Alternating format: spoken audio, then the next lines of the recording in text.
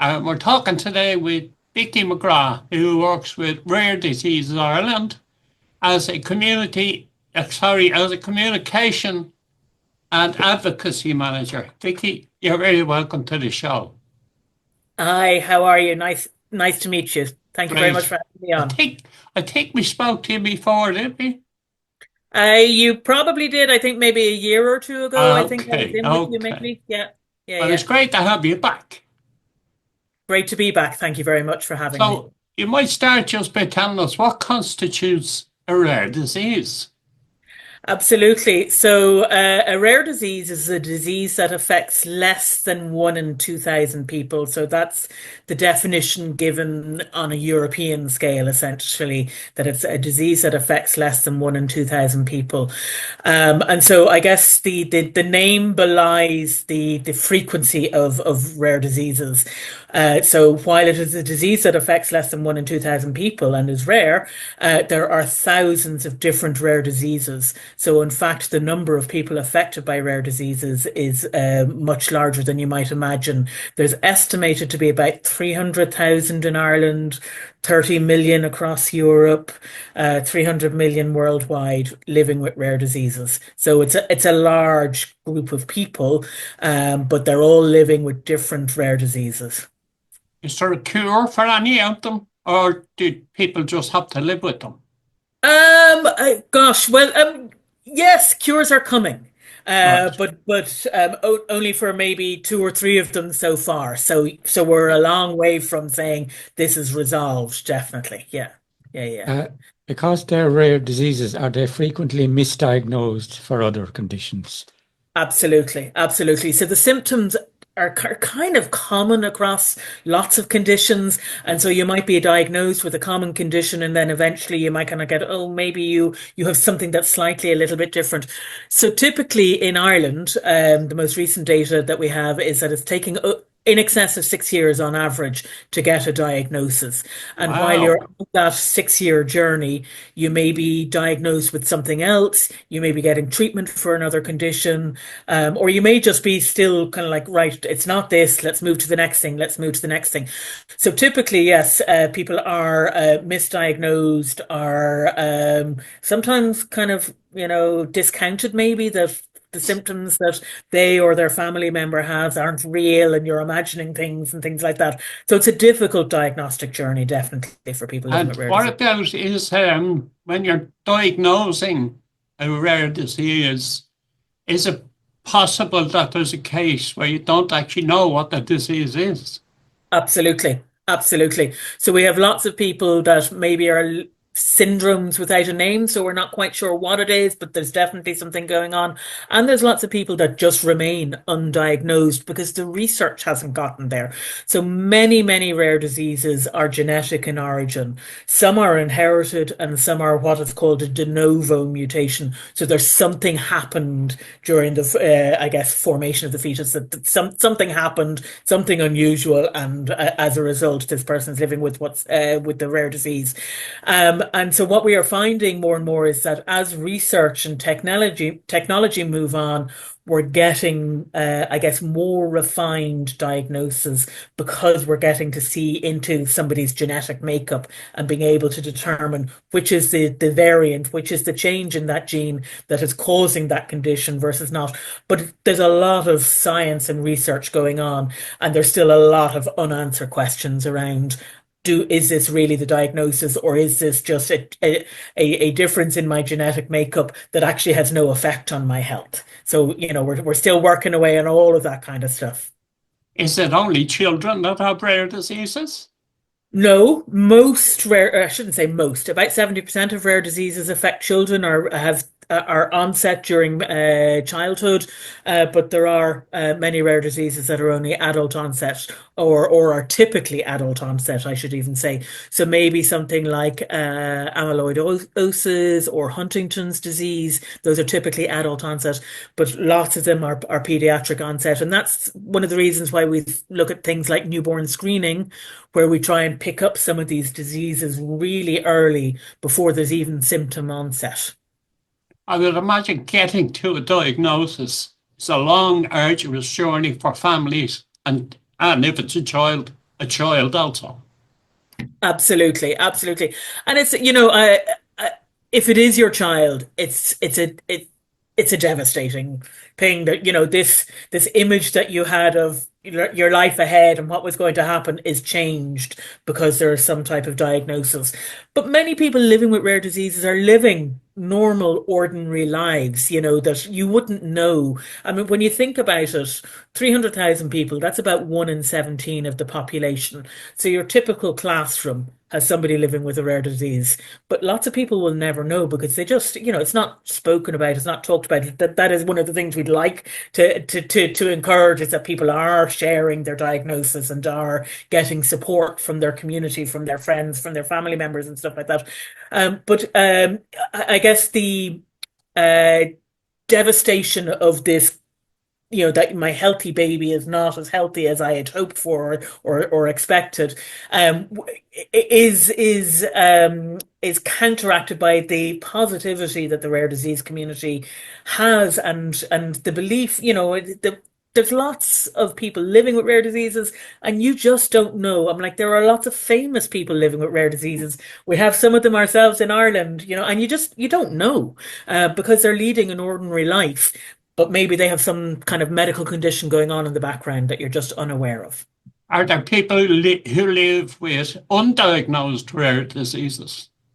Absolutely. Yes, there are lots of those. As I explained earlier, as I spoke earlier, as research is moving on, we're getting better at diagnosing things, but there are lots of people that definitely are living. They're clinicians, they're specialists will just say there's something going on. We know there is, but we don't know what it is. We can't pinpoint it yet. And so, we're advocating, I guess, at the moment is that people who are in that situation, that they are offered an opportunity maybe to get involved in research on a European or a global basis, where we can start to accumulate more data and information, and be able to say, okay, this is what is happening for these 5 or 10 people. Because for many rare diseases, there's only a handful of people in the world maybe living with them. There are thousands of what we would call typically an ultra rare condition. So that's less than 1 in a million in the population. And so you can imagine, even in a country like Ireland, there's thousands of rare diseases that there's less than 5 people living with them. But there are conditions that maybe there's only 5 or 10 people around the world living with it. And so it's very difficult to get that diagnosis. And it's only by sharing on an international scale that we can start to understand, okay, that's what's causing this particular challenge for this small group of people. They're crazy numbers. Yes, absolutely, absolutely. And I think it's probably one of the big challenges, or it is definitely one of the big challenges that the rare disease community have. There is um, I guess there is frustration that maybe the medical community don't know about my disease. And why don't they know about my disease? And I've been diagnosed with this, and what's going on? And why can't you help me? And why can't you tell me? And quite simply, we've got to acknowledge that, your general practitioner or even your specialist consultant isn't going to be in depth on these thousands of diseases. You may be the only person they've ever met with this condition. And so, I guess there's a burden on the healthcare providers and on the people living with the rare diseases to share and to acknowledge that this is unusual, this is new, this is different. And the person living with the disease is bringing a lot of expertise because they know what happens when they wake up in the morning. And likewise, the clinicians can maybe, help to work out some pieces, or can create links to maybe specialists around the world or across Europe, in particular across Europe, that would have a bit more expertise and can help us to decide what's the best care to provide to you. So it's very much a two-way street that people need to work together in partnership, those living with the diseases and their healthcare professionals. You're involved in advocacy, I see. So you might tell us a few of the areas that you're involved in, or what kind of topics are you involved in? Yeah, well, topics is everything, everything. So as a national alliance, our membership is made up of organizations representing different rare diseases. And as the national alliance, we're looking at, I guess, cross-cutting themes, so themes that would affect multiple rare diseases. So we're not, I guess, looking at particular research into a rare disease, or getting access to a particular medicine, or provision of care coordinators for a particular rare disease. We don't operate, we as Rare Diseases Ireland don't operate like that. We're looking at, is the system fit for purpose? Say, for example, one of the big things that we've worked on over the last number of years, and there is progress being made on it now, is genetic services. We need to be able to reduce that diagnostic pathway. And so, do we have better genetic services? Do we have genetic services that are suitable for everybody living in the country, no matter where you're living in the country? There might be stuff around access to medicines. That's something that is very, I guess, topical, or it seems to hit the media every 6 months that there's another drug coming through and we're not getting reimbursement for it. So is the reimbursement system fit for purpose? At the moment, our big work for Rare Diseases Ireland, or the main work that I'm involved in, and I should say I'm the CEO as opposed to just communications and advocacy. I do everything. Oh, you're the boss. I am the boss. Oh, yeah, I wasn't aware of that. There's only 1.5 of us in here, so yeah. So the boss means that I do everything with my colleague who's based down in Cork, Lucy. But there's a new national rare disease strategy in development at the moment. So we're sitting on the steering group for that, and this is really, I guess, a critical piece of planning and I guess putting in place kind of like, where are we going? What are we doing? So there was a strategy or a national plan that was ran from 2014 to 2018 and just kind of like carried on because there wasn't a replacement. So we have a new one coming out, and it should be out within the next couple of weeks, certainly this side of the summer. It better be out. So we've been working on it for the last year, almost year and a half at this stage. And it's a group of stakeholders around the table talking about what do we need to do and where should we be going and what changes are we looking for. So that is really the big piece. And that is covering things like, care and care in the community, access to expertise, access to European expertise, research and development and innovation, and how can we enhance that and make sure that people get access to clinical trials in Ireland? How do we make sure that the patients are really involved in defining what care should look like and making sure that they're at the table, that they're not sitting on the outside of these discussions and stuff. Stuff around diagnosis, as I say, we have stuff around genetics, but we want more on newborn screening. So there's lots of different pieces all coming together. And all of these pieces, not all of them will affect every person living with a rare disease, but they have cross-cutting across all rare diseases. And we're pretty sure that if we could get this strategy implemented over the next 5 years, that we will be in a different place in 5 years' time, that the challenges that we face today many of them will be resolved, and there'll be new challenges. And it's not that we won't have challenges in 5 years' time, we of course will, but they will be new challenges. And then research must be a huge thing worldwide when we're talking about rare diseases. Absolutely, absolutely. So you can imagine that if you're a researcher interested in a particular disease, and you may have a group of patients near you, but you may not. Your patients may be worldwide, and so it is, lots of people coming together. And we find that, I guess, the peer-to-peer. So when you are diagnosed with something, or your child is diagnosed with something, and you reach out, you go on to Facebook, you go on to all of these social media platforms, and you find people that are on the same journey as you.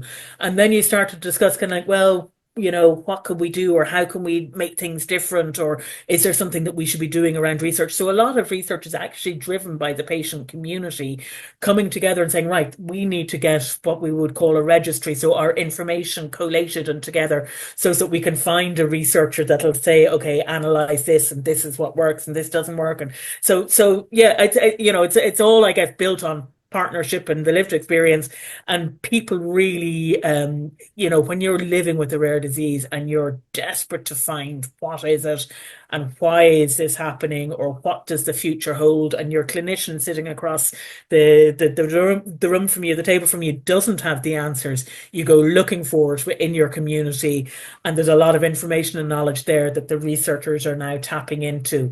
And I think that over the years ahead, as I say, with our national strategy, and research is obviously an important component of it, and we have lots of, I guess, pieces of infrastructure in Ireland that enable rare disease research, but more, of course, needs to be done, but actually research that is very needs led from the patient community that really resolves the issues that people living with rare diseases have, be it something common like maybe care coordination, how do we enable coordination to happen of care for lots of different rare diseases, or be it something very specific on a particular rare disease, EB, rent, skin, or whatever the rare disease is there something that can be done on that particular rare disease?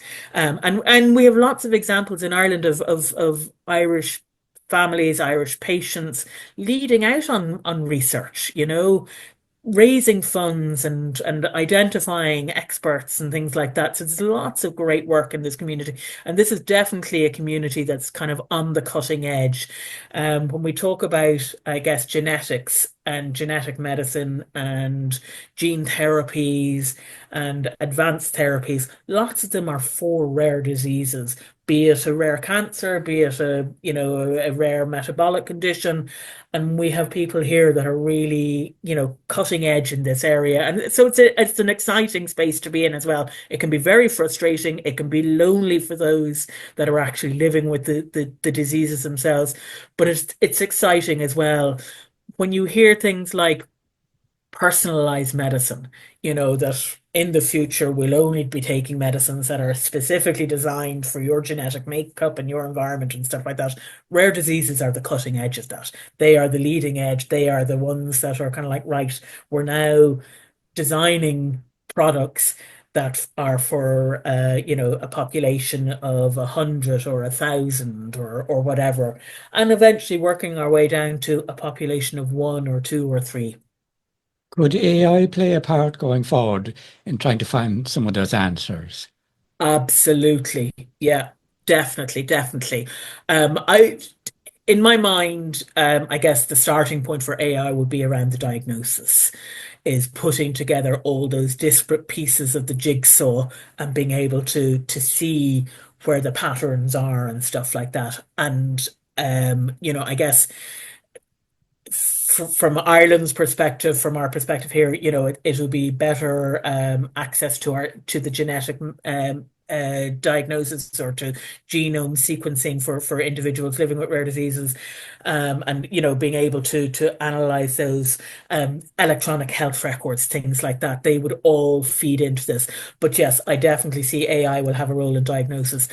I mean, I can't claim to be any type of expert in AI, but my understanding is that in parallel with the diagnosis, being able to identify then treatment pathways and specific treatments that should be investigated and researched. I understand that AI will be hugely beneficial in those areas to, I guess, if you have 100 candidates, to identify which ones are the most likely candidates to start your work with that are most likely going to work for you.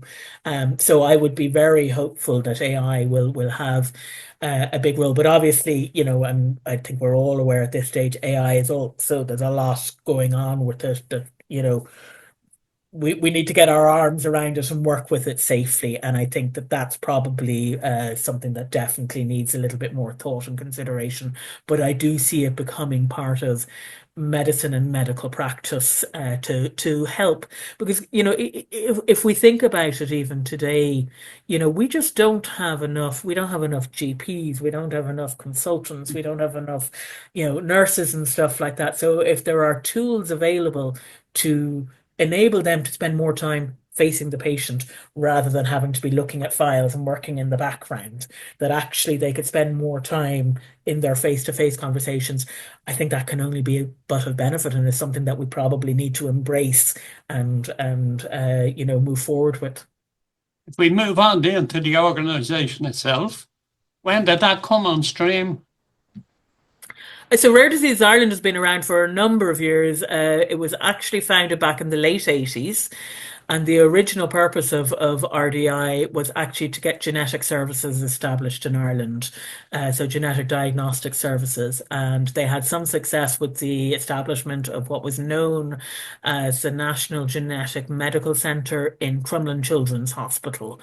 And so it was based in Crumlin, I think, as opposed to anywhere else. It wasn't that it was supposed to be a service just for children. It was for the entire population.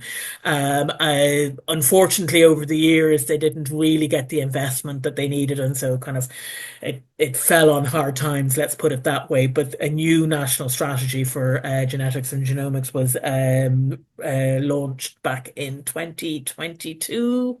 Yeah, at the end of 2022, and so there's work going on now to reestablish, the national genetics facilities and stuff. So a lot of what happens today is, I guess, there are consultants and genetic counselors and stuff sitting within the service, still based in Crumlin, and some of them are doing kind of like, I guess, satellite clinics around the country and stuff like that.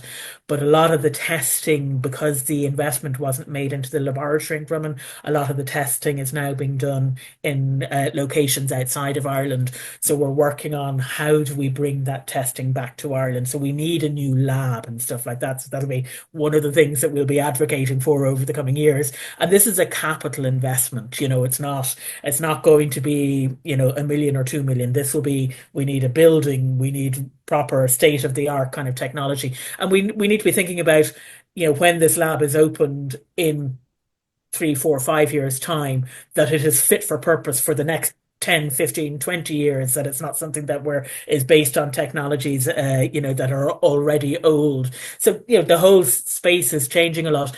But I guess from our perspective, as I reflect back on what I said earlier around, this is cutting edge medicine for rare diseases, new therapies and things like that. This genetics lab and service and the infrastructure around data and stuff like that, it has such a big role to play in innovation and in making Ireland an attractive place to do more research, to do trials and things like that. So, the lab isn't just about diagnosing people. It's about providing all of that other tertiary or, surrounding elements around a really good understanding, and a really good service, that we can use that information to develop new products, to build new industries, to do more research and stuff like that. So, so it's not just an investment in the HSE, which people might be a little bit jaundiced by that idea at the moment, after, the cost of the new children's hospital. It's an investment in research and innovation for the country as well. If there's somebody listening today, how would they get in touch with your organisation? Well, the best thing to do is to look us up on our website, rdi.ie. Our website and our email address is advocacy@rdi.ie. If you want to get in touch, please do. I guess we don't have huge amounts of bandwidth and stuff, but we're happy to talk with people and point them in the right direction if they need some assistance, if they're looking for information and things like that.